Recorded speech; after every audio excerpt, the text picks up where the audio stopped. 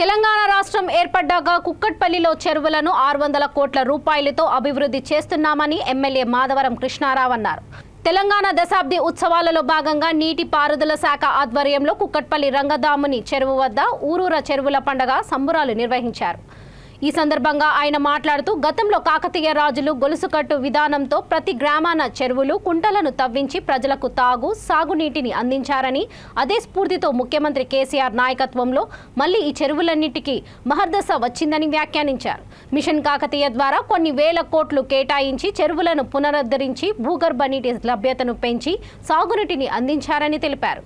భూగర్భ జలాలు పెరగడంతో తెలంగాణ నేడు దేశంలోనే అత్యధిక దిగుబడులు ఇచ్చే రాష్ట్రంగా మారిందని, ఇదంతా కేవలం ముఖ్యమంత్రి కేసీఆర్ ముందు చూపు వల్లనే సాధ్యమైందని కొనియాడారు. ఈ కార్యక్రమంలో కార్పొరేటర్, అధికారులు, పలువురు నాయకులు, కార్యకర్తలు పాల్గొన్నారు.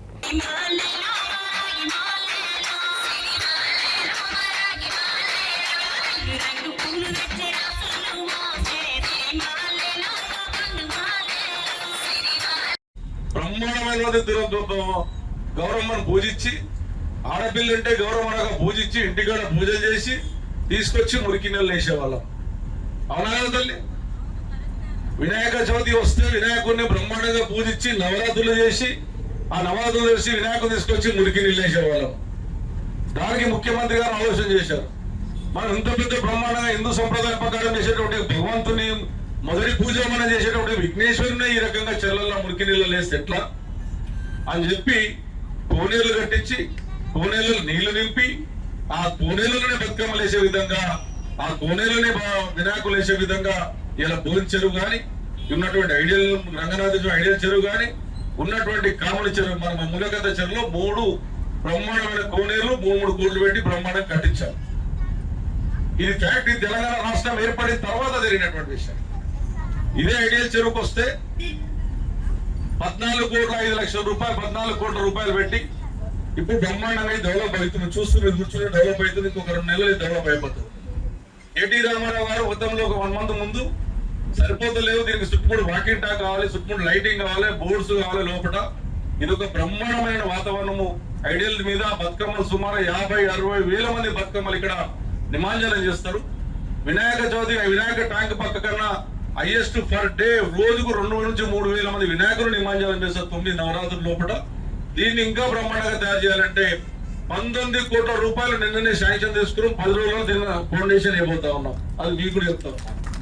అది అయిపోయింది అంటే ఈ బాలాజీ నగర్ పక్కకున్నటువంటి బాలాజీ నగర్ డివిజన్ లో మంచి బ్రహ్మాండమైన వాతావరణం వస్తుంది.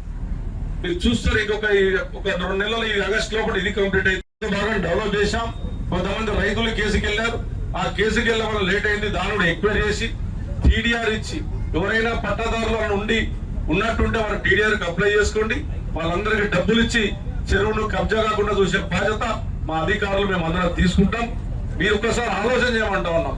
ఈ ముఖ్యమంత్రి వచ్చిన తర్వాత చెరువులు డెవలప్ అవుతున్నాయో లేమో మీరు ఒకసారి వాళ్ళకి మీ బతుకమ్మలు ఏడేద్దూరు ఇవాళ ఎక్కడేస్తున్నారు. ఇదే ఐడియాల మీద బతుకమ్మ పండుగ చేసినాడు మనం రాష్ట్ర సదుల బతుకమ్మ అయిన తర్వాత పెద్ద బతుకమ్మ నాడు ఎంతమంది వస్తారో మీరే చూస్తారు. 50 నుంచి 1,00,000 మంది ఆడపిల్లలు వచ్చి నిమజ్జనం చేసుకునే విధంగా 9 రోజులు నవరాత్రులు వినాయకుడు నవరాత్రులు ఉంటే రోజుకు 30 నుంచి 40 వేలు, లాస్ట్ 9వ రోజు నాడు 50 నుంచి 60 వేల మంది జనం వచ్చి మంచి బ్రహ్మాండంగా హిందూ సంప్రదాయ వినాయకులను నిమజ్జనం చేసే సమకూర్తి ఉందా లేదా ఒకసారి ఆలోచన. మీ అందరికి తెలియాలనేటువంటి ఆలోచనతోనే ఈ పండుగ వాతావరణంలో ఒక చెరువుల మీద పండుగ అనేది పెట్టాం. మనకున్న 8కి 8 చెరువులు 100కి 100 రూపాయలు అన్ని చెరువులను డెవలప్ చేస్తాం. ఇంక్లూడ్ కామన్ చెరువు ఉన్నటువంటి ఏదైతే అల్లాపూర్ లో ఉన్నటువంటి చెరువు ఏదైతే ఉందో ఆ చెరువును కూడా సగం శైలి గంపలకు వస్తుంది, సగం నాకు వస్తుంది. దాన్ని కూడా డెవలప్ చేయబోతా ఉన్నాం. 9 చెరువులకు కుంటలు పక్కకున్నటువంటి కైత